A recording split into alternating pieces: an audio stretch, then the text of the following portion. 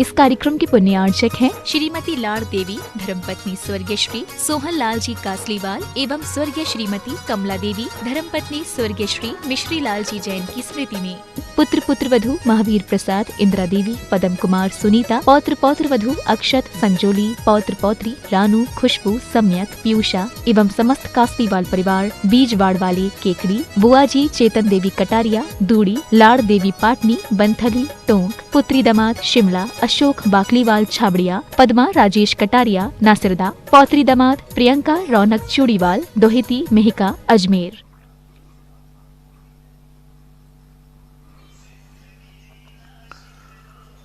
नमो अरिहन्तार्णं नमो सिद्धार्णं नमो आयर्यार्णं नमो वज्रायार्णं नमो लोये सवशाऊर्णं।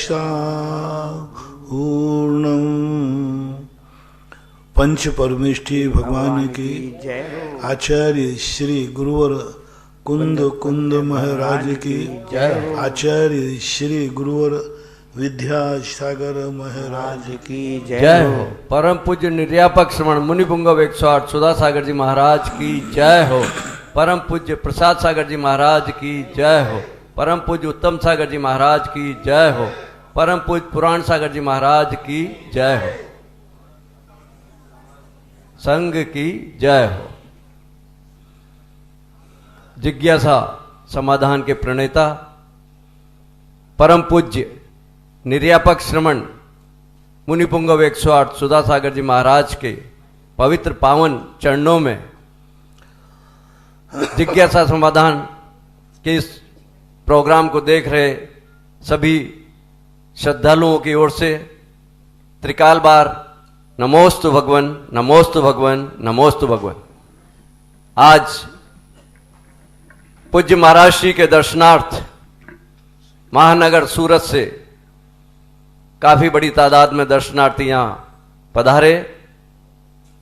पूज्य महाराज श्री के दर्शन कर अपने आप को धन्य किया और 14 नवंबर से 19 नवंबर तक चांदखेड़ी तीर्थ पर होने वाले पंच कल्याणक महोत्सव दिसंबर को होने वाले पंच कल्याणक महामहोत्सव में जो 16 दिसंबर को पिच्छी परिवर्तन का कार्यक्रम होगा, उसके भोजन का पुण्यार्जन श्री 108 पारसनाथ दिगंबर जैन मंदिर बटार रोड सूरत, साथ ही श्री 108 वासपूज दिगंबर जैन मंदिर वेसू सूरत आपकी कमेटी ने भी 19/12/2021 मोक्ष कल्याणक के दिन के एक समय के भोजन का पुण्यार्जन 5,55,000 रुपए की राशि से और 16 तारीख का पुण्यार्जन 5,55,000 रुपए की राशि से दोनों मंदिर की कमेटियों ने किया। दोनों मंदिर की कमेटियां आए और पूज्य महाराज श्री के श्री चरणों में श्रीफल समर्पित कर आशीर्वाद प्राप्त करें। पारसनाथ दिगंबर जैन मंदिर बटार रोड सूरत एवं श्री 1008 वासपूज दिगंबर जैन मंदिर वेसू सूरत, दोनों ही मंदिर पूज्य महाराज श्री की प्रेरणा से सूरत में बन रहे हैं और पूरी कमेटी पंच कल्याणक की भावना से आज पूज्य महाराज श्री के श्री चरणों में श्रीफल समर्पित करने यहाँ आई हुई है। पधारें, पूज्य महाराज श्री के श्री चरणों में श्रीफल समर्पित करें, आशीर्वाद प्राप्त करें। और जिज्ञासा समाधान का पहला प्रश्न है, सूरत के ही ममता कालक द्वारा, सबको मालूम है पंचकल्याण चालू होने वाला है, उनका प्रश्न बहुत ही अच्छा है। जब भी पत्रिका छपाई जाती है, छपती है कार्यक्रम की, तो उसमें श्रीमद जिनेन्द्र क्यों लिखा जाता है? क्योंकि अभी कल विमोचन हुआ था पत्रिका का, इसमें लिखा था श्रीमद जिनेन्द्र पंचकल्याण प्रतिष्ठा महोत्सव चंद्रोदय तीर्थ क्षेत्र चांदखेड़ी, तो उसमें श्रीमद जिनेन्द्र क्यों लिखा जाता है? श्रीमद का अर्थ होता है श्री का अर्थ लक्ष्मी। श्री का अर्थ होता है संपूर्ण, श्री का अर्थ होता है शुभ, श्री का अर्थ होता है हिरास को प्राप्त नहीं होने वाला अक्षय निधि का मालिक, श्रीमद। यानी जो अनंत ज्ञान चतुष्टय है, ज्ञान लक्ष्मी है, और संसार की संपूर्ण वैभव से युक्त श्री लक्ष्मी वाला जो जिनेन्द्र, श्रीमद यानी श्री वाला कौन है? जिनेन्द्र देव, उनके बिंब का पंच कल्याणक है। श्रीमत जिनेन्द्र जिनबिंब पंच कल्याणक, 5 शब्द देखना। श्री अलग है, मत अलग है। श्री वाला, लक्ष्मी वाला, दोनों प्रकार की लक्ष्मी से जो संपन्न है, ऐसा जिनेन्द्र देव। तो जिनेन्द्र देव का पंच कल्याणक नहीं है? श्रीमद जिनेन्द्र जिनबिंब पंच कल्याणक प्रतिष्ठा महोत्सव। जिनेन्द्र भगवान के बिंब में जिनेन्द्र भगवान की स्थापना की जाती है, उसे बोलते श्रीमद जिनेन्द्र पंच कल्याणक प्रतिष्ठा महोत्सव। पवन वंदना जैन सतना मध्य प्रदेश से। नमोस्तु भगवान, उदासीन निमित्त एवं प्रेरक निमित्त की स्पष्ट व्याख्या उदाहरण से देने की कृपा करें। सबसे सरल उदाहरण है, रेल चलती है पटरी पर, पटरी उदासीन निमित्त है और ड्राइवर प्रेरक निमित्त है। सड़क उदासीन निमित्त है। उदासीन निमित्त उसे कहते हैं जिसके बिना कार्य होता नहीं है और जो कुछ कार्य करता नहीं है, जो कुछ भी नहीं करता लेकिन उसके बिना कुछ भी होता है। जैसे पटरी, पटरी को गाड़ी चलाने में कुछ नहीं करती, सड़क गाड़ी को चलाने में कुछ नहीं करती, लेकिन पटरी या सड़क के बिना गाड़ी नहीं चलती। ये कहलाता है उदासीन निमित्त। धर्म अधर्म आकाश और काल ये सब उदासीन निमित्त कहलाते हैं। और ड्राइवर जो होता है ये प्रेरक निमित्त कहलाता है। गाड़ी की स्पीड भी बढ़ाएगा, कम भी करेगा, मोड़ेगा भी, यानी जो अपनी इच्छानुसार कार्य को परिणत कर सकता है उसको बोलते प्रेरक निमित्त। और जो अपनी इच्छानुसार कार्य नहीं, जो कार्य कर रहा है उसी में अपना सहयोग कर देता है, उसको बोलते उदासीन निमित्त। ऐसा माना है। श्रीमती अंशु जैन अमेरिका से। नमोस्तु भगवान, भजन विनती पाठ स्तवन प्रवचन जिज्ञासा आदि मैं पूरे उपयोग से सुनती हूँ टीवी मोबाइल में, तो क्या ये सही रहेगा या कोई लाभ नहीं मिलेगा? क्या करेगा सर, टीवी मोबाइल में देखते, अमेरिका में कोई साधन ही नहीं। ठीक है, अब क्या करूं मैं, क्यों गए अमेरिका? सीधी हम तो यही कहेंगे, अब गए हो तो जितने नंबर कटेंगे वो नंबर तो कम हो, उपयोग पूरा है लेकिन, क्योंकि साक्षात और परोक्ष में इतना ही अंतर है जितना जीवित बाप में और बाप की फोटो में अंतर है। कविता जन गाजियाबाद कर लीजिए, जीवित बाप के सामने आशीर्वाद लेना और फोटो से आशीर्वाद लेना, समझ जाओ आप लोग। इसी प्रकार साक्षात पंडाल में बैठकर गुरु का प्रवचन सुनना और गुरु की वीडियो बनाकर टीवी पर सुनना, इन दोनों में इतना ही अंतर है। वहां वचन मिलेगा, रेज नहीं मिलेगी। जो हम वचन बोलते समय जो हमारी भावनाएं, जो हमारा द्रव्य गुण पर्याय है, जो हम एनर्जी दे रहे हैं उस शब्दों में, वो एनर्जी नहीं मिलेगी। शब्द तो मिलेगा, शब्द तो मिलेगा, लेकिन शब्द की एनर्जी नहीं मिलेगी। पिता को फोटो को देखकर पिता का दर्शन तो होगा, लेकिन पिता के आशीर्वाद का जो फल है वो फोटो से नहीं आ सकता। आप फोटो में तो जो हाथ उठाया है, तुम फोटो में हाथ उठा के देख रहे हो, ये तुम्हें आशीर्वाद दिया है कि सूरत वालों को दिया? अभी मान लो सूरत वाले नमोस्तु कर रहे हैं तो मैंने हाथ उठाया, तो वीडियो में जो गया अरे नमोस्तु करो महाराज जी आशीर्वाद दे रहे, अरे तुम्हें दे ही नहीं रहे, वो तो किसी दूसरे को दे रहे। तो यहां जिसका पर्पस है, उद्देश्य है, वहां एक लेकिन नाना मामा की अपेक्षा something is better best nothing. जब पिताजी हैं ही नहीं तो फोटो ही ठीक है। अब विदेश में महाराज जा ही नहीं सकते, तो फिर जो तुम सुन रहे हो वही श्रेष्ठ है, वही अच्छा है। कम से कम सुन तो रहे हो, कम से कम सुनने का भाव तो आ रहा है, वहां वही श्रेष्ठ है। लेकिन उसी को ही श्रेष्ठ मान लिया जाए तो फिर गलत हो जाएगा, ऐसा मानना। अशोक जैन एडवोकेट, गुरुनाम गुरु आचार्य ज्ञान साहब महाराज जी की समाधि स्थली नसीराबाद राजस्थान से। नमोस्तु भगवान, क्या जैन मान्यता के अनुसार रामचंद्र जी कभी अयोध्या के राज सिंहासन पर एक छत पे सार्वभौमिक राजगृह पे आसीन हुए थे? एक छत? हाँ, पूरा राजा बने थे। क्यों नहीं बने? बने ही थे, राजा ही बने हैं। और राम और लक्ष्मण, नारायण और बलभद्र के संबंध में ऐसी समष्टि है कि वे दोनों ही राजा रहते हैं, दोनों ही एक साथ काम करते हैं। बलराम की हुकूमत चलती है, नारायण के अंडर में सारे कार्य करते हैं। बलभद्र राष्ट्रपति के समान होते हैं और नारायण प्रधानमंत्री के समान होते हैं। राज्य इस समय प्रधानमंत्री का है कि राष्ट्रपति का?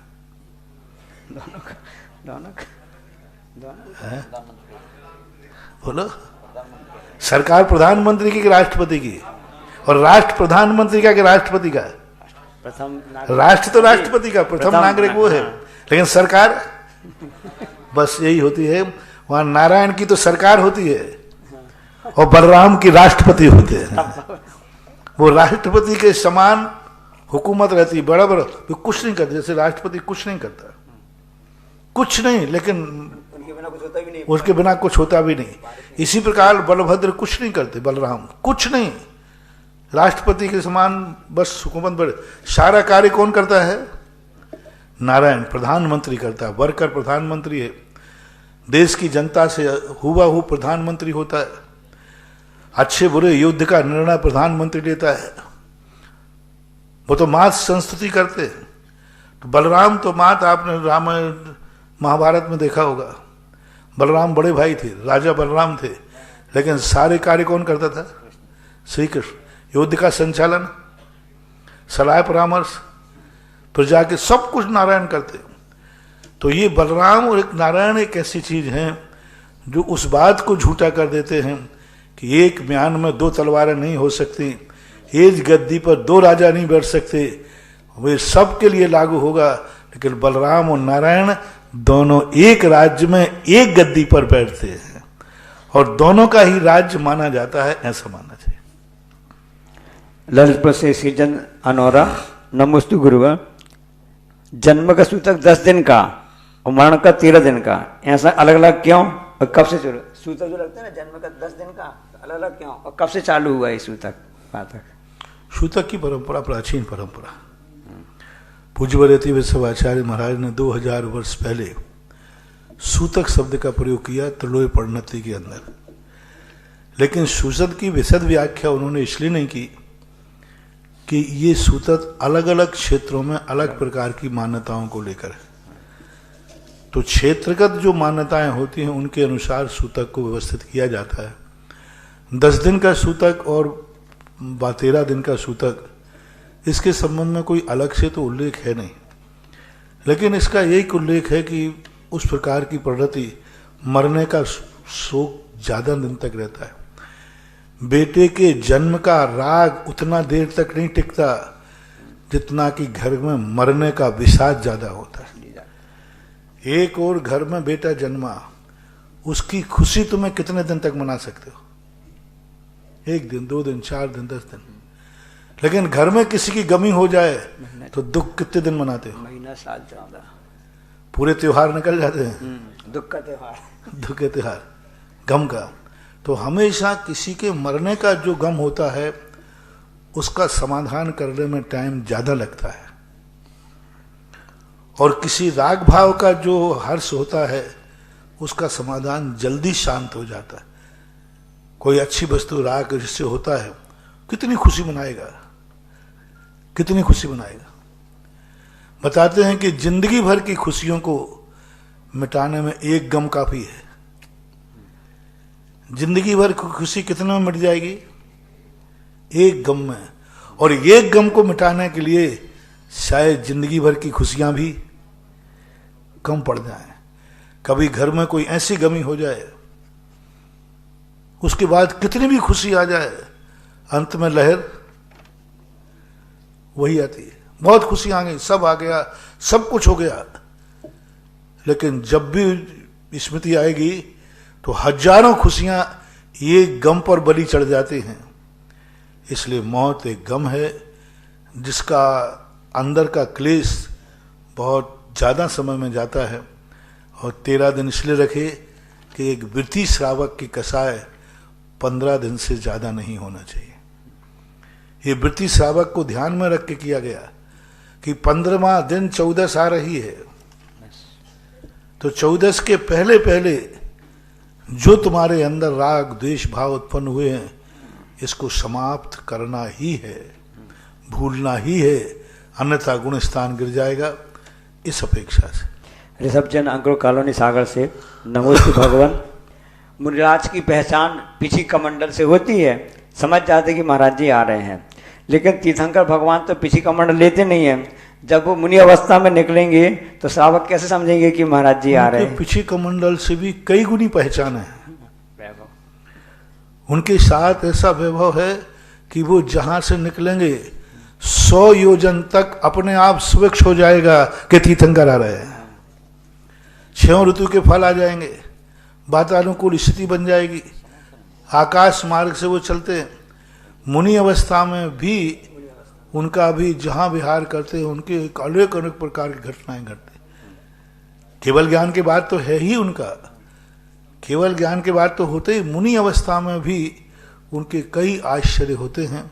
उनका वैभव ही अलग होता है। वो तो जहाँ से निकल जाते वहाँ का चारों तरफ का वातावरण अपने आप ही सुखमय सुभाषित हो जाता है। 63 रिद्धियाँ होती हैं उनके पास। ऐसा दिनेश रवि मेडिकुल जबलपुर, नमोस्तु भगवान। 28 नवंबर को परम पूज्य आचार्य महाराज जी ने जनमानस के लिए ओमकाराय नमो नमः की जाप बताई थी, तो उसका अर्थ क्या है? गुरु के वचनों का अर्थ मत पूछा करो,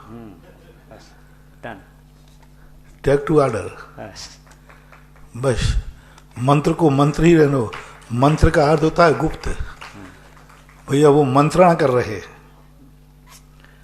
मंत्र का अर्थ होता है गुप्त, मंत्र का अर्थ होता है रहस्य। तो मंत्र को मंत्र ही रहना है, तो क्यों अपन पूछे? डॉक्टर मगन जैन आष्टा से, मध्य प्रदेश से, नमोस्तु भगवान। चारित्र मोहिनी वाला भय और दर्शन मोहिनी वाला भय, इनका स्वरूप क्या है? दोनों में अंतर क्या है?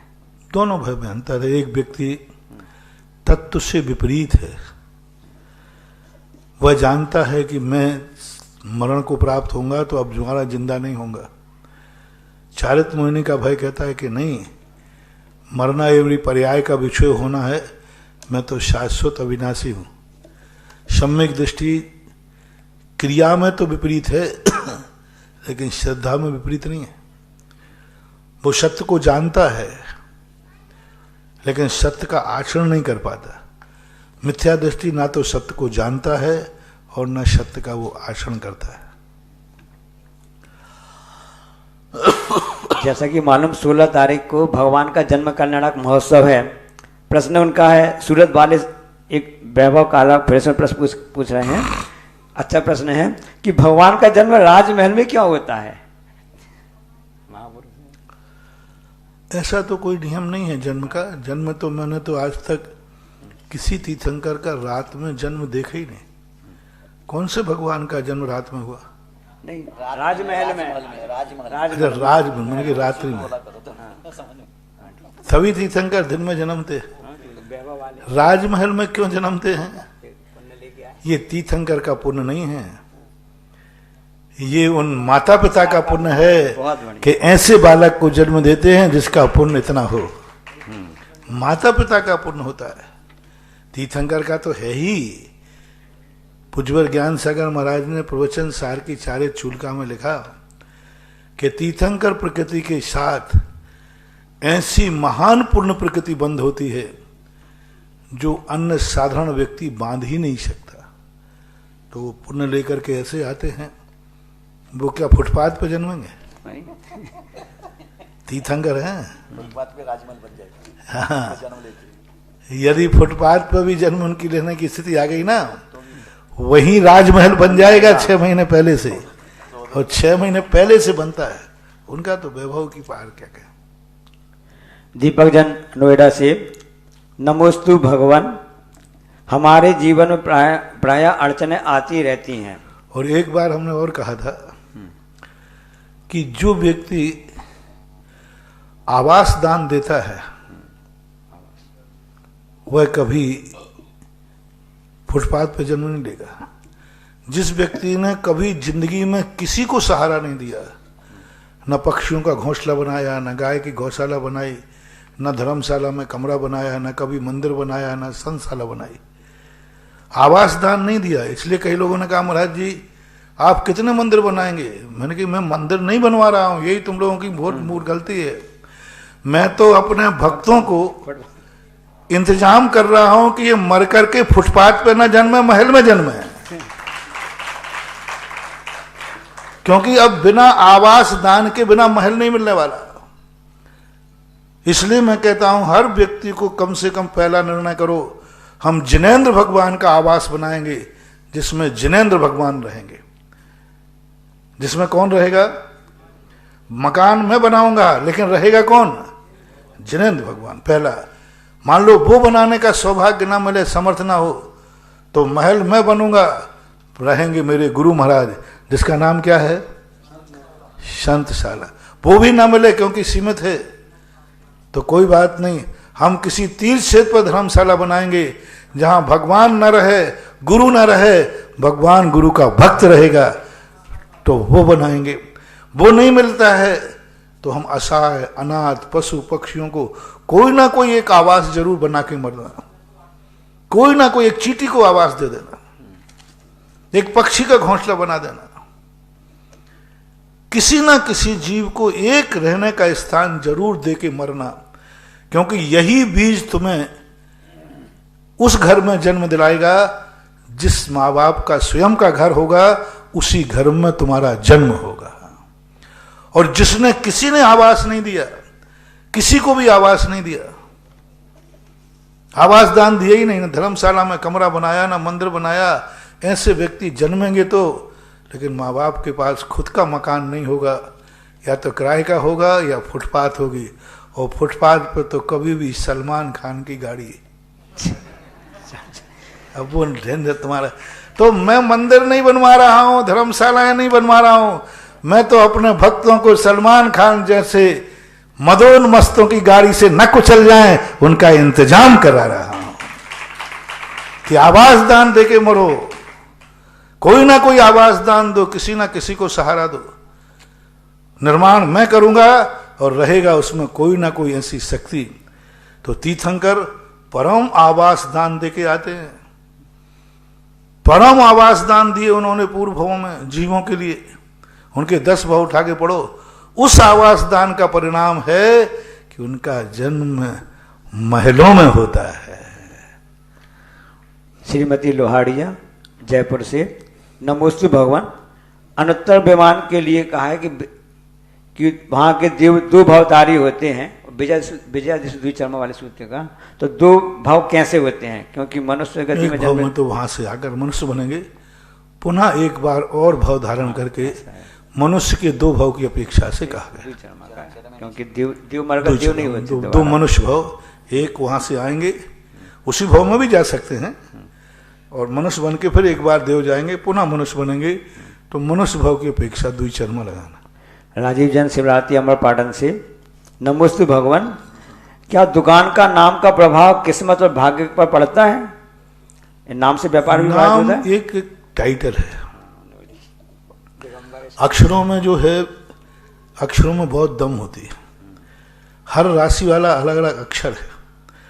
अक्षर का रंग होता है, अक्षर का स्वाद होता है, अक्षर का स्पर्श होता है, अक्षर स्वाद होता है।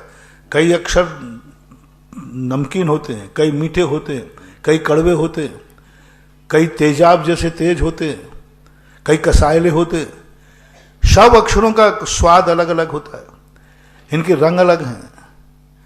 तो जब इनके स्वाद रंग अलग अलग हैं तो इनका प्रभाव भी अलग अलग होता है, ऐसा मानना चाहिए। इनके प्रभाव हैं, लेकिन सब कुछ यही नहीं है। 100 नंबर में 1 नंबर नाम को भी है, 99 और कुछ भी है। कविता जैन गाजियाबाद से, नमोस्तु भगवान। मूर्ति में जो प्रशस्ति होती है, एक ही परिवार खानदान का नाम लिखा जाता है, लेकिन यदि किसी भाई के, किसी ब्रह्मचारी भैया की प्रेरणा से यदि हम काम कर रहे हैं तो वात्सल्य भाव से उनका नाम लिख सकते हैं। देखो, ये सब चीज़ें तात्कालिक व्यवस्थाएं हैं। मूर्ति तो एक ही रूप में विराजमान करने के रूप में होगी, बाद में उनकी कोई प्रेरणा उपदेश आदि हैं, तो ये सब नियम कानून नहीं है, ये व्यवस्थाएं हैं। दीपक जन नोएडा से, नमोस्तु भगवान। हमारे जीवन में प्राय अड़चने आती रहती हैं, तो ऐसा अंतः कर्म उदय होता है, तो हम ऐसा क्या करें कि उस अंतः कर्म का क्षय हो जाए? जिंदगी भर दूसरों को अड़चने दी हैं, तो अड़चने जो बोगे वो काटोगे। मैंने पहले ही कहा, जिस संबंध भी, जिस व्यक्ति जिस बात से दुखी है, उसने उसी बात की खेती की है, ये तो फसल है। अड़चने आ रही हैं तो अड़चने डालेंगे, सीधी सी बात।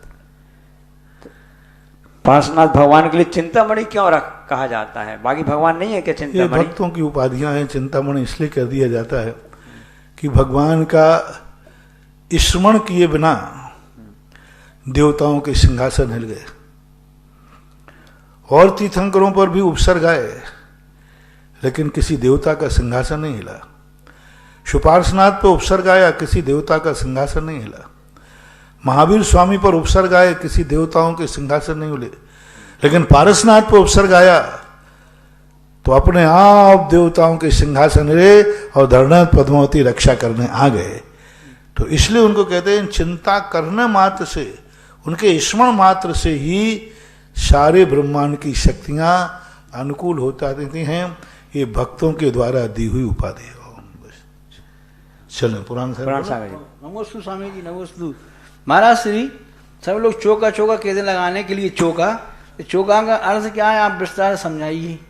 पहली बात तो चौका शब्द ये हमें शास्त्रों में नहीं मिला, ये आप लोगों का बना हुआ चौका। चौका शब्द तो चोखा था, वो चौका बन गया। चोखा जैसे आप लोग बोलते बोलते साको हा बोलते हैं, हम बागड़ में जाते हैं तो हमें बोलते हुदा सागर, हुदा सागर। हमजो समझो नहीं, हमजो। इसी प्रकार वो चोखा शब्द था, वो चोखा करते करते वो क्या हो गया, चौका अपभ्रंश हो गया, ऐसा मानना चाहिए। चार शुद्धि कौन सी? चौका के चार शुद्धि, चौका चार शुद्धि। हमारे यहाँ तो पूरी मन शुद्धि, वचन शुद्धि, काय शुद्धि, आहार जल शुद्ध, द्रव्य क्षेत्र काल शुद्धि, ये 4 शुद्धियां ही होती। शुद्धियां 4 है। आहार के संबंध में शुद्धि कितनी है भाई? मन शुद्धि, वचन शुद्धि, काय शुद्धि, आहार जल शुद्ध। शुद्धि तो 4 ही है, इसलिए 4 प्रकार की शुद्धि है। तो चौका तुम बना लो अपने आप, क्या बात है। पूज्य मुनि श्री उत्तम सागर मणि से निवेदन करेंगे कि अपनी जिज्ञासा रखने की महती कृपा करें। पूज्य मुनि श्री उत्तम सागर जी महाराज। नमस्तु भगवान, नमस्तु नमस्तु। भगवान तत्वार सूत्र के 9वें अध्याय में एक सूत्र आता है, उत्तम सहनांश एकाग्र चिंता निरोधो ध्यानाम अंतर्मुहूर्तात्। तो चिंता निरोध का अर्थ क्या होता है? चिंता का अर्थ होता है विकल्प, विकल्पों का निरोध करना। ये करूं, वो करूं, ये दुनिया भर के जो विकल्प हैं, एक लक्ष्य, कंसंट्रेशन ऑफ माइंड, एक लक्ष्य बनाकर एक दृष्टि बना देना, ये चिंता का निरोध होता है। चिंता का अर्थ सामान्य अर्थ है विकल्प। विकल्पों का निरोध करके एक सीधा टारगेट बनाने का नाम है चिंता निरोध। तो मनोवचन काय को रोकना ध्यान है कि मन चिंता को रोकना ध्यान है? मन वचन काय को रोका नहीं जाता, मन वचन काय को एक लाइन में खड़ा कर दो। एकाग्र चिंता निरोधो हो, एकाग्र यानी लक्ष्य एक हो, विकल्पों का निरोध हो। मन वचन काय को भी अपन अलग अलग नहीं करना, मन वचन काय को उसी में लगाना है, सिद्धि के लिए लगाना।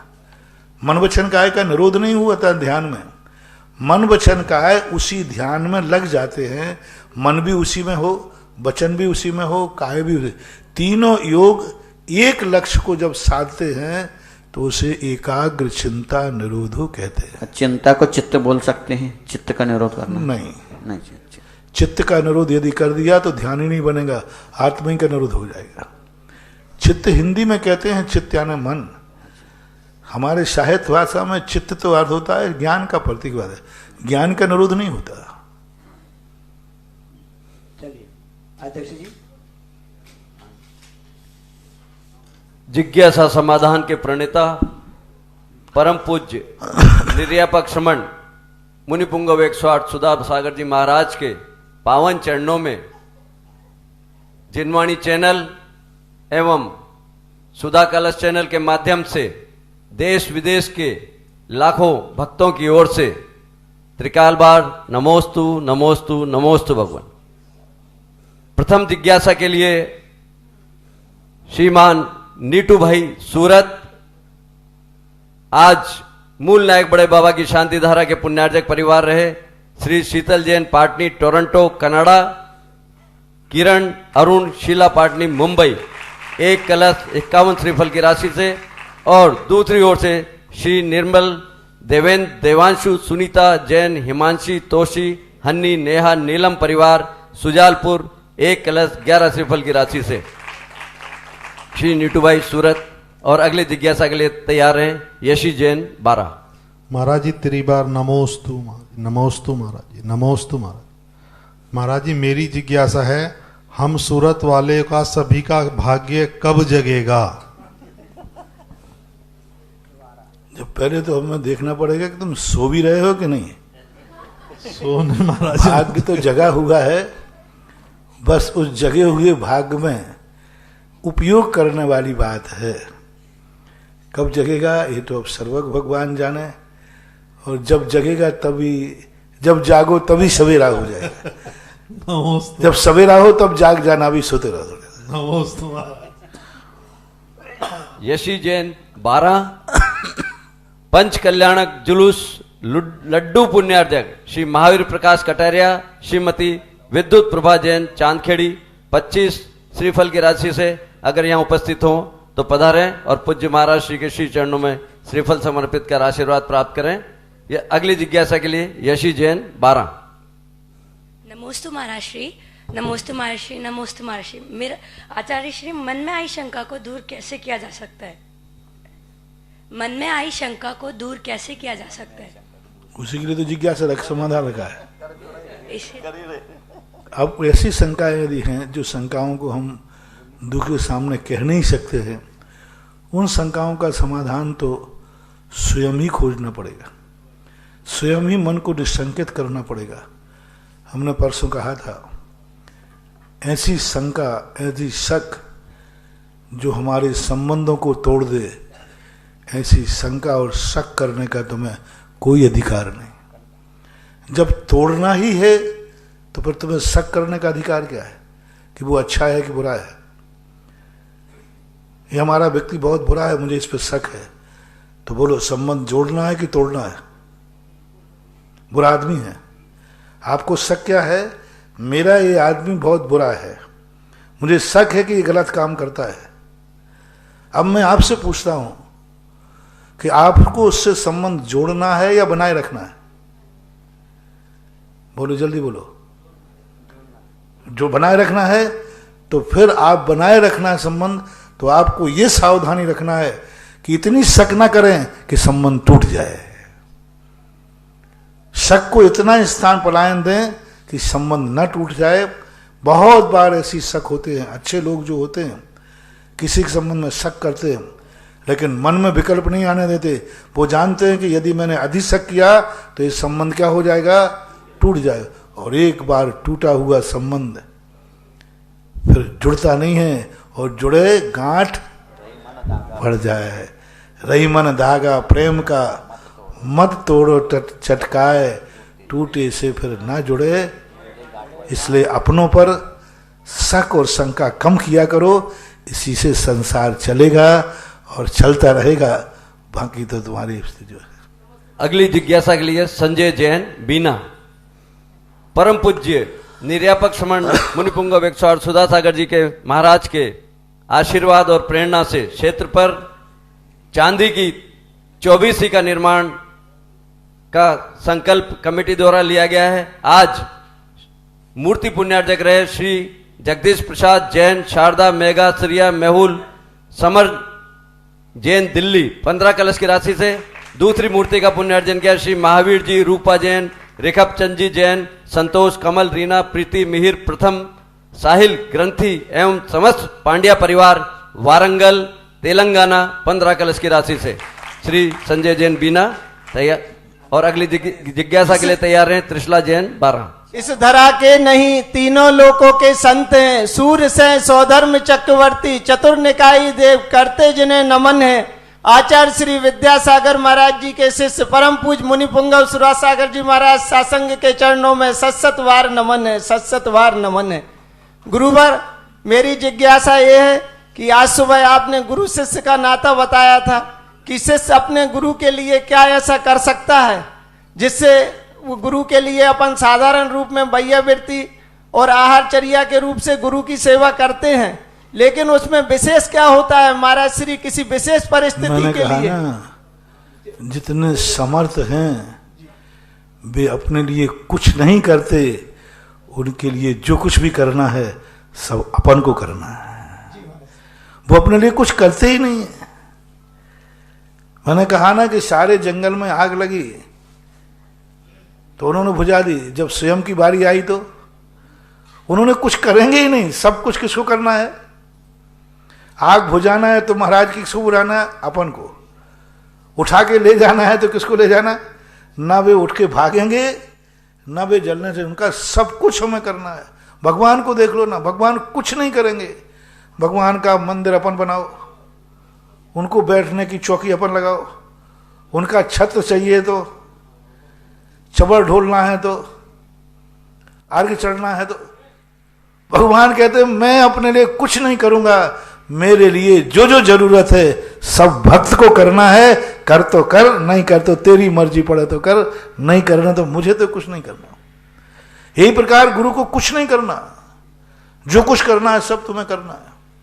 बहुत बड़ा प्रवचन था।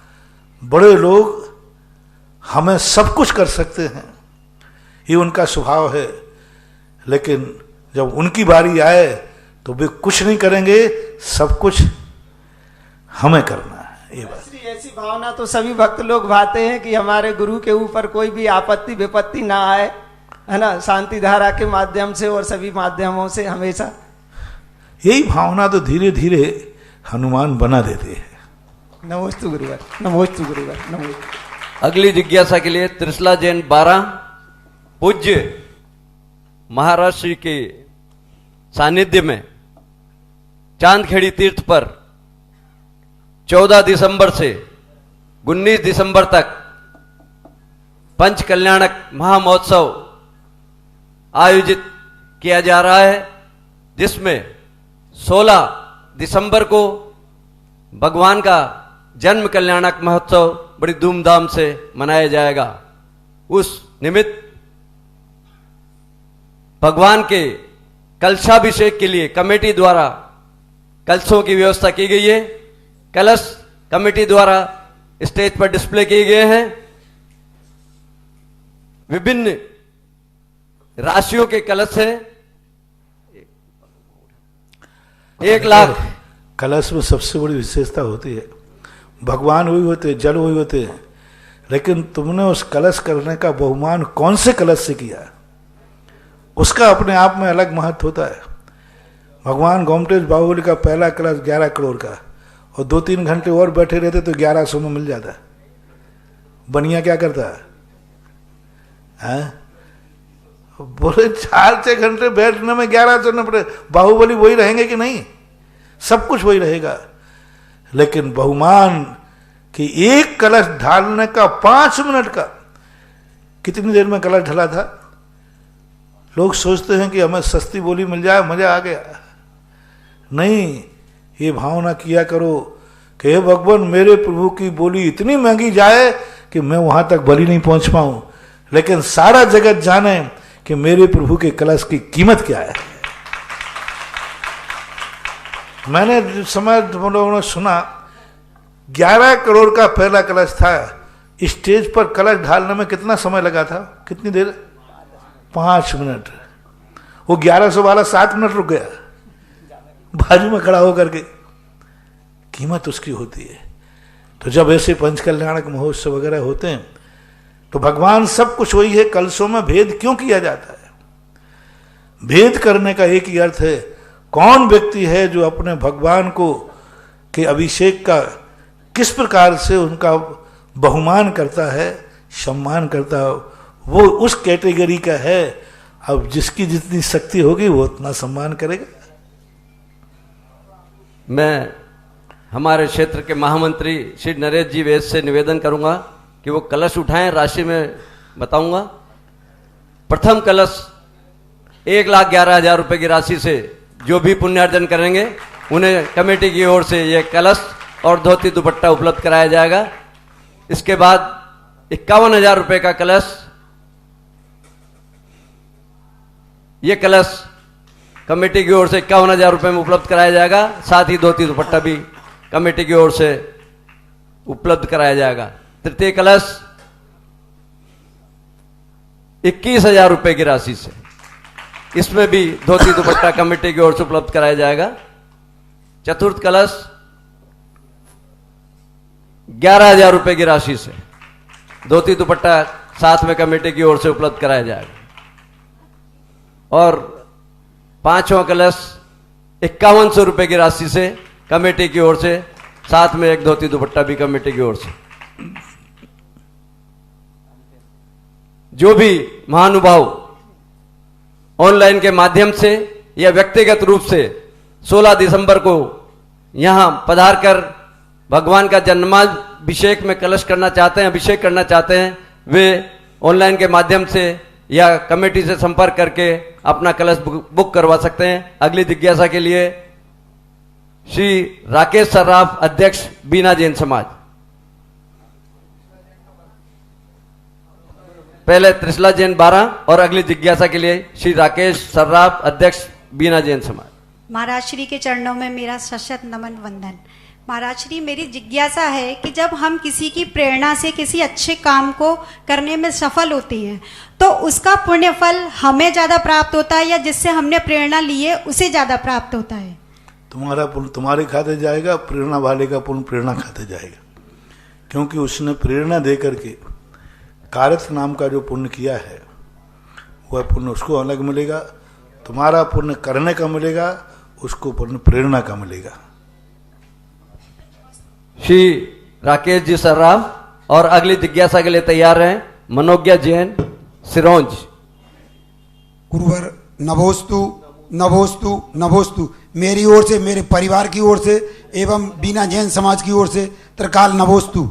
महाराज श्री, मेरी एक छोटी सी शंका है कि संस्था में या हम अपने परिवार में कोई भी मकानों का निर्माण करते हैं तो उसमें वास्तु का क्या महत्व है और उस वास्तु से हम लोगों पे क्या असर पड़ता है? वास्तु का पूरा पूरा महत्व ये है कि जब भी कोई वस्तु होती है तो निमित्त पाकर के उस वस्तु के अंदर की शक्तियां जागती हैं। जब व्यक्ति उसी वस्तु को किसी विशेष निमित्त मिल जाता है तो उसकी शक्ति बढ़ जाती है, और वह निमित्त न मिले, जैसे एक विद्यार्थी है, अच्छा मास्टर मिल जाए तो उसके नंबर भी अच्छे आ जाते हैं, और मास्टर यदि ठीक नहीं मिले तो गड़बड़ हो जाता है। कई बार शिष्य की शक्तियां गुरु से जागती हैं। गुरु यदि अच्छा मिल जाए तो शिष्य के अंदर छुपी हुई शक्तियों को ले सकता है। यदि अच्छा ट्यूशन पढ़ाने वाला आप लोग बच्चों को कोटा भेजते हैं तो अच्छी कोचिंग क्यों देते हैं? पढ़ाई तो सब जगह एक सी है ना। सभी कोचिंग में कोर्स है कि मैंने सबका कोर्स देख लिया, सबका कोर्स है कि है, फिर भी आप क्यों कहते कि फलानी कोचिंग में मेरा नंबर आ जाए? इससे सिद्ध है कि बालक में योग्यता तो है, लेकिन अच्छा मास्टर मिल जाएगा तो योग्यता अधिक आ जाती है। वास्तु एक ऐसी ही चीज है कि जो हमारी शक्तियों को जागने में सहायक बनती है, सहयोग देता है।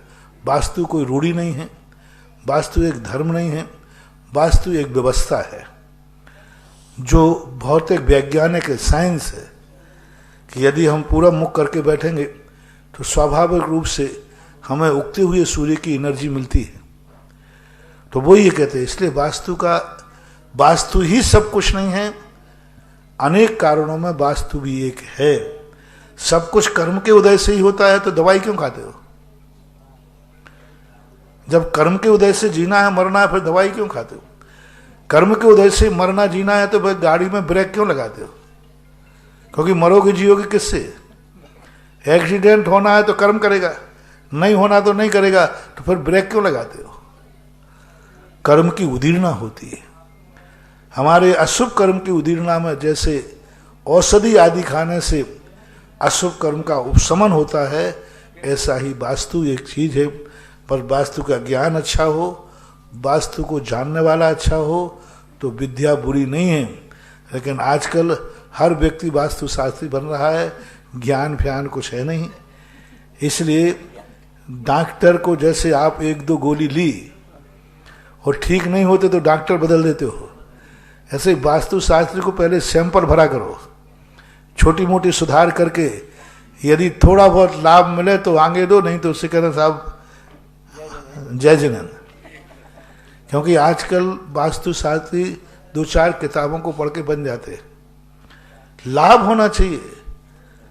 वास्तु शास्त्री ये नियम बनाए कि जिसको मैं नक्शा लूंगा उसको नियम से लाभ कराऊंगा। वो यदि प्रेस्टेज बना लेता है तो वास्तु है, मात्र पैसा कमाने के लिए, पैसों के लिए करता है तो कोई मतलब नहीं निकलता। हर विद्या अच्छी है, बस उसका दुरुपयोग ना हो। अगली जिज्ञासा के लिए मनोज्ञा जैन सिरोंज। प्रथम 1,11,000 रुपए की राशि से जन्म कल्याणक पर मस्तकाभिषेक करने का प्रथम नाम हमें प्राप्त हुआ है।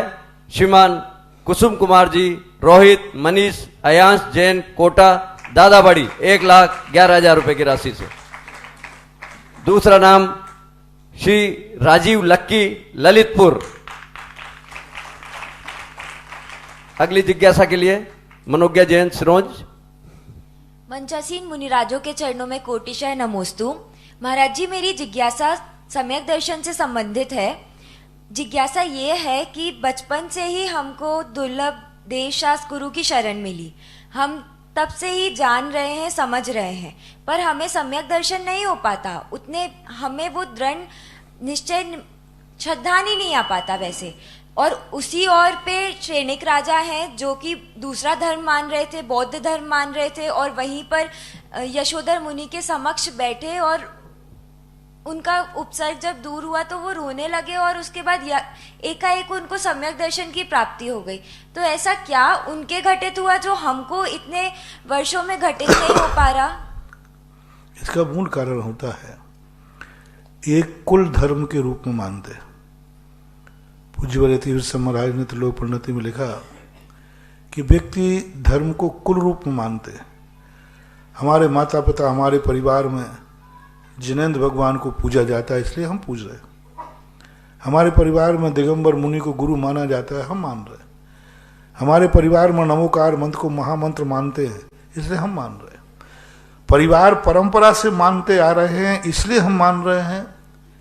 तो ये कुल धर्म कहलाता है। ये सच्चे देव साध गुरु को मानते हुए भी इसको सम्यक दर्शन कभी नहीं होगा। और वही कुल धर्म वाला क्या करेगा? मेरे कुल में जिनेंद्र भगवान को क्यों मानते आए? क्योंकि यही सच्चा देव है, इसलिए मानते आए, इसलिए मैं भी मानूंगा। मेरे कुल में दिगंबर मुनि को गुरु क्यों मानते आए? क्योंकि दिगंबर गुरु सच्चा गुरु है, इसलिए मैं मानता हूं। तो दोनों में कितना अंतर आ गया? एक परिवार वाले मानते आए इसलिए मैं मान रहा हूं, ये कुल धर्म हो जाता है। और जब ये आता है कि मेरे परिवार वाले इनको क्यों मानते आए? क्योंकि यही सच्चे देव हैं, यही सच्चे गुरु हैं और यही सच्चे शास्त्र हैं। जब सच्चे हैं तो मैं इसलिए नहीं मान रहा हूं कि मेरे परिवार मानते हैं, मैं इसलिए मान रहा हूं कि यही सच्चे देव साध गुरु हैं। ऐसी अनुभूति जब आ जाती है तो सम्यक दर्शन हो जाता है। राजा शरणक को प्रतीति आ गई कि आज तक मैं और मेरा परिवार, मेरे कुल खोटे देव साध गुरु को मानते रहे। आज मुझे पता चला कि सच्चा गुरु तो ये है।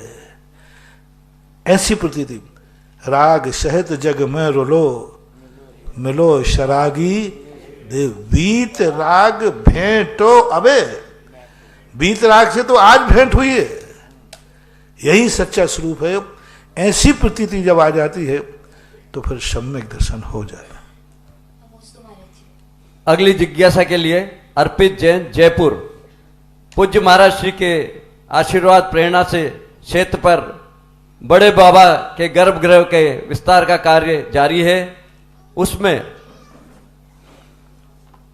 पंच बीजाक्षर का पुण्यार्जन किया। श्री ज्ञानमती देवी धर्मचंद जी, मनीष जैन, बढ़जातिया परिवार, सूरत, 5 शिला 21,000 रुपए की राशि से।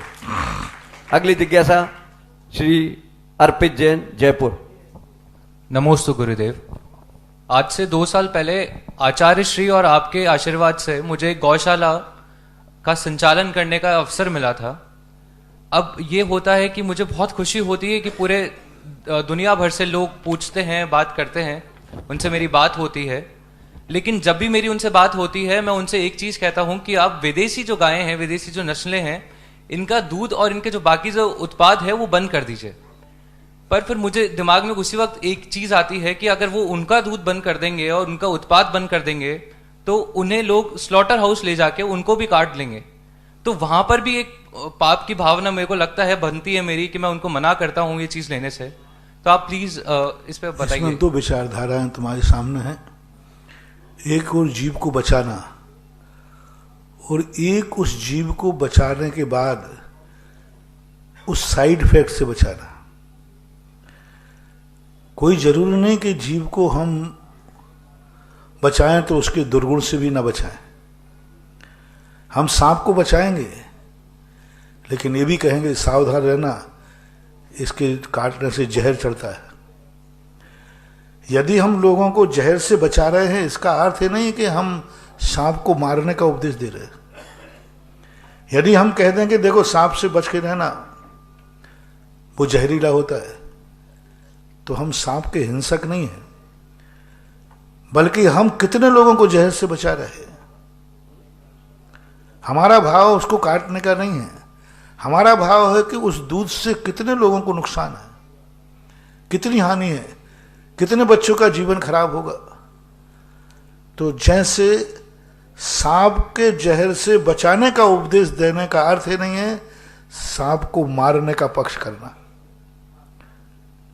यदि उस समय हम सोचेंगे नहीं मैं कहूंगा सांप जहरीला होता है तो लोग मार डालेंगे, हमारा मार डालने का भाव है ही नहीं।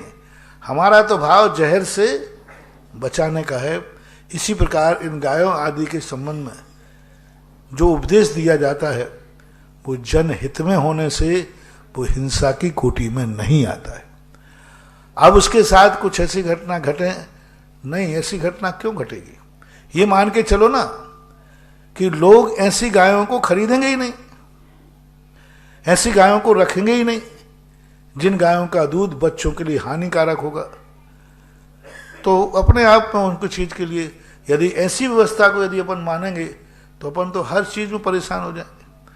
यदि हम चोर से बचने को कहेंगे तो लोग चोर को जेल हो जाएगा, तो उसका परिवार उजड़ जाएगा।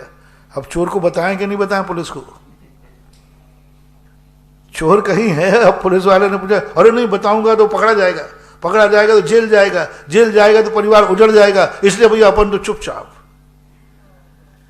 तो उस समय आपको चोर को बताने का अर्थ चोर को जेल भेजना है कि लोगों की जिंदगी को बचाने का भाव है। इसी प्रकार आप उन लोगों का बचाने का भाव है, जनहित में होने से आप उस दोष के भागीदार नहीं हैं। अगली जिज्ञासा श्रीमती अनीता जैन, अशोकनगर।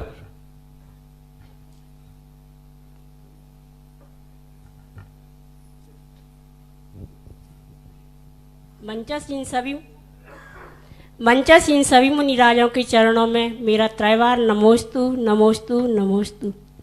महाराज श्री शंभु स्तोत्र में वासपूज्य भगवान की स्तुति करते हुए आचार्य ने बताया है कि सावध्य लेसो बहुपुण्य रासो दोषाय नालम कणिका विशेष्य, महाराज जी इसका भाव क्या है, मैं जानना चाहती हूँ। कोई भी क्रिया करो उसमें कोई ना कोई दोष तो हो गई।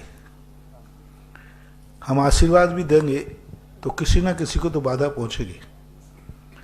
हम अभिषेक का जल लाएंगे तो जल में रहने वाले जीवों को बाधा तो पहुंचेगी। तो क्रिया करने में जो दोष लगता है, लेकिन जैसे अभिप्राय चोखा, अभी जैसे मैंने कहा ना कि भाई गिर गाय का दूध लो, अन्य गायों का दूध नहीं। अब इसमें हमारा द्वेष जो है, लाभ कितना है और हानि कितनी है। लोग अन्य गाय की उपेक्षा करेंगे, ये दोष तो आएगा, लेकिन लोग कितने अनर्थों से बच जाएंगे, उसका पुण्य कितना है। तो बहुत बड़ी चीज, एक सैनिक दूसरे दुश्मन को मार देता है तो मारने का दोष तो उसे लगा, लेकिन उसके मारने से सुरक्षा कितनी हुई। कितने लोगों की आज धर्म ध्यान बच गया, आज देश बच गया। तो उसका क्या अर्थ होता है, दोषाय नालम कणिका। समुद्र में एक बूंद जहर की डाल दी जाए तो समुद्र कभी जहरीला नहीं होता। नमोस्तु महाराज श्री, नमोस्तु। अगली जिज्ञासा के लिए श्री प्रकाश चंद जी सारोला। पूज्य महाराज श्री के आशीर्वाद और प्रेरणा से क्षेत्र पर असीमकालीन भक्तामर विधान अनवरत रूप से जारी है। आज एक विधान की घोषणा में प्राप्त हुई है। समाधिस्थ एलक निशंक सागर जी के परिवारजन देवरी मध्य प्रदेश की तरफ से कमल जी, कल्पना जी, आशीष कुमार, नीर जैन देवरी 51,000 रुपए की राशि से आपने एक भक्तामर विधान का पुण्यार्जन किया है। साथ ही जन्म कल्याण कलश के लिए भी हमें कुछ नाम प्राप्त हुए हैं। श्रीमान अशोक कुमार जैन खुरे वालों ने 5100 रुपए की राशि से, और श्री महेंद्र कुमार, मयंक जैन, लक्ष्मी जैन, गुना हनुमान कॉलोनी ने भी 5100 रुपए की राशि से जन्म कल्याण का कलश प्राप्त किया है। अगली जिज्ञासा के लिए श्री प्रकाश जी सारोला। मेरे गुरुदेव श्री सुदर्शन जी महाराज के पवित्र पावन चरणों में नमोस्तु नमोस्तु नमोस्तु। समस्त मुनि संघ के चरणों में नमोस्तु नमोस्तु नमोस्तु। इस महा के पुण्यार्जक परिवार के सादर जय जिनेन्द्र। गुरुदेव, जिस तरह भी आपने बताया कि प्रत्येक शब्द का अलग अलग स्वाद होता है और हर शब्द का हमारे जीवन में महत्व होता है, तो क्या स्वर का भी हमारे जीवन में कोई महत्व होता है? क्या का? स्वर का, स्वर जो नाक से जी। अरे सारा दुनिया स्वर पे। सारे संसार के ज्योतिष इतना करंट फल नहीं देते, इतना करंट फल देता है स्वर। सारे ज्योतिष तो एक ज्योतिष लाखों को एक बैठता है। 7 अरब जनताओं का निर्णय करने वाली 12 राशियां हैं, तो 7 अरब को 12 में डिवाइड करेंगे तो एक राशि कितनों का फल बता रही है।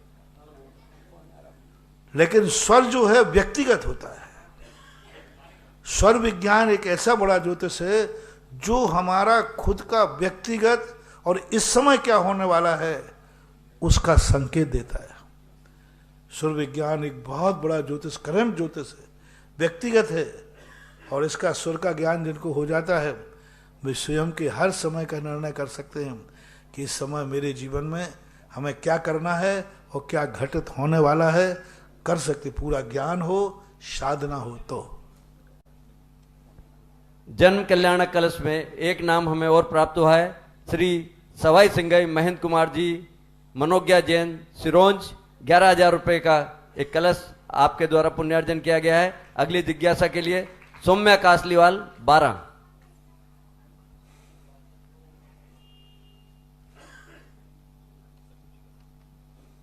पंचासीन मुनिराजों के चरणों में नमोस्तु नमोस्तु नमोस्तु। महाराज श्री, मेरा प्रश्न ये है कि हम जैन हैं तो घर की बाउंड्री वॉल के अंदर हमें पेड़ पौधे लगाने चाहिए कि नहीं, या किस तरह के पेड़ पौधे लगाने चाहिए? देखो, किस तरीके से लगाना चाहिए ये तो मैं नहीं बता पाऊंगा। किस तरह के लगाना चाहिए ये तो मैं नहीं बता सकूंगा, लेकिन यह जरूर बता सकूंगा कि जब पेड़ काट सकते हो तो लगाने का इंतजाम पहले होना चाहिए। पेड़ों को तुम बिना हरियाली के तुम्हारा जीवन चल नहीं सकता। तो हमें प्रकृति की हरियाली जब छीनते हैं तो हमें प्रकृति को हरियाली देना चाहिए। परस्पर उपग्रह जीवानाम, यह जरूर। किस क्वालिटी के लगाना, कैसे लगाना, ये संबंध में आपको किसी दूसरे से परामर्श करना पड़ेगा। मेरा यही है कि लगाना चाहिए। एक व्यक्ति अपनी पूरी जिंदगी में 5 पेड़ खा जाता है, 5 पेड़ खा जाता है, सब्जी में, मकान में, फर्नीचर में, लकड़ी में। मरता है तो एक पेड़ तो मरते समय खा जाता है, मरते समय एक पेड़ में जले बिना वो जलते ही नहीं है। तो कम से कम 5 पेड़ वो जिंदगी के खा जाता है। तो कम से कम मरने के पहले हर व्यक्ति को इस प्रकृति में 5 पेड़ लगा के मरना चाहिए। यह मैं बहुत बार कह चुका हूं। अब कहाँ कैसे लगना, इसके लिए आप कहीं और से जानकारी करें। अगले जिज्ञासा के लिए भगवान स्वरूप जी, खानपुर।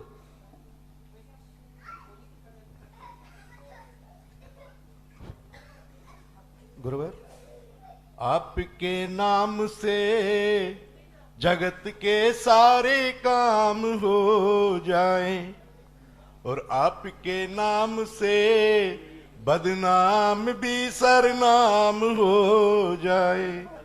आपके नाम से ऋतुएं भी बदल जाती हैं और आपके नाम से नैया भंवर से पार हो जाए। ऐसे मेरे गुरुवर भगवान 108 मुनि पुंगव सदा सागर जी महाराज जी के श्री चरणों में बारंबार नमोस्तु नमोस्तु नमोस्तु। भगवान, मेरी जिज्ञासा यह है कि हिंदुस्तान ही नहीं, पूरे विश्व में जहां भी खुदाई के दौरान जो प्रतिमाएं मिलती है, 99.99 जैन प्रतिमा ही मिलती है गुरुदेव। ना भेरू जी की मिलती, ना राम की मिलती, ना हनुमान की मिलती, अन्य किसी की भी नहीं मिलती है।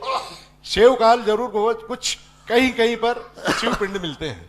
महाराज जी, इसके पीछे क्या लॉजिक, क्या तो पूरे विश्व में मूल कारण है कि मूर्ति पूजन का मेन स्रोत जैन धर्म ही है, और उनमें खास तौर से दिगंबर जैन धर्म। किसी भी दर्शनकार ने अपने देवताओं को अकृत्रिम चैत्यालयों का रूप नहीं दिया।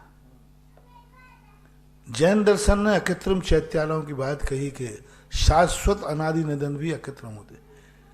मूर्ति पूजा का स्वरूप ही जैन दर्शन में है, मूल सूत्रों में। अन्य दर्शनकारों के मूल ग्रंथों में मूर्ति पूजा को स्थान नहीं है। मूर्ति पूजा बाद में पुराणों में बाद में वर्णित हुई, लेकिन पहले जो मूल स्थान थे उनमें मूर्ति पूजन नहीं थी। यज्ञ थे, हवन थे, भगवान को अरूपी, अदृश्य, सर्वभाव, सर्वदृष्टा माना गया। जैन दर्शन में भगवान को मूर्तिक माना गया, उपकारी माना गया। तो इस प्रकार के सारे दर्शनकारों में मूर्ति पूजा जैनियों में ही थी, अन्य दर्शनकारों में मूर्ति पूजा थी ही नहीं। धीरे धीरे संक्रमण करके सभी संप्रदायों ने मूर्ति पूजा को अपना लिया। इसलिए जितनी भी खुदाई में मूर्तियां मिलती हैं, जैन मूर्तियां मिलती हैं, क्योंकि जैन धर्म मूर्तियों की अपेक्षा से अनादि अनधन शाश्वत अविनाशी सनातन प्रभायमान। नमस्ते भगवान, नमस्ते। अकृत्रिम चैत्यालयों की कल्पना जैन दर्शन की सबसे बड़ी मूर्ति की सशक्त समर्थन है। इसलिए अंतिम जिज्ञासा के लिए प्रदीप भैया, सांगानेर पाठशाला प्रभारी। जगत पूज्य पितातुल्य गुरुवर, निर्यापक स्मरण मुनि पुंगव श्री सुधास चरणों में संस्थान परिवार की ओर से, पाठशाला परिवार की ओर से एवं मेरी ओर से बारंबार नमोस्तु नमोस्तु, समस्त के चरणों में नमोस्तु। गुरुवर, एक विषय हर बार सामने आता है कि जिस तरह से शांति धारा में किन्हीं की कोई भी दुख पीड़ा होती है, उनमें नाम लिया जाता है आपके मुखारबिंद से, या कभी कभी कोई समस्या आपके समक्ष रखते हैं और आशीर्वाद मिलता है, तो लोगों की जिज्ञासा है, बार बार कभी चर्चा होती है, फोन से मिलती है, ट्रेन में मिलते, कभी कोई मिल जाते जैन बंधु, तो गुरुवर के मुखारबिंद से लिया गया नाम या उनके आशीर्वाद में ऐसी क्या शक्ति होती है, क्या वर्णनाएं होती हैं, जो महाराज कहीं बैठे हैं, व्यक्ति कहीं है, तो उनके दुख ऐसे कैसे दूर हो जाते हैं? बाद में रिप्लाई आता, भैया आपका बहुत बहुत धन्यवाद, मैंने मेरा नहीं गुरुवर का मेरा जिज्ञासा वहां भेजी है।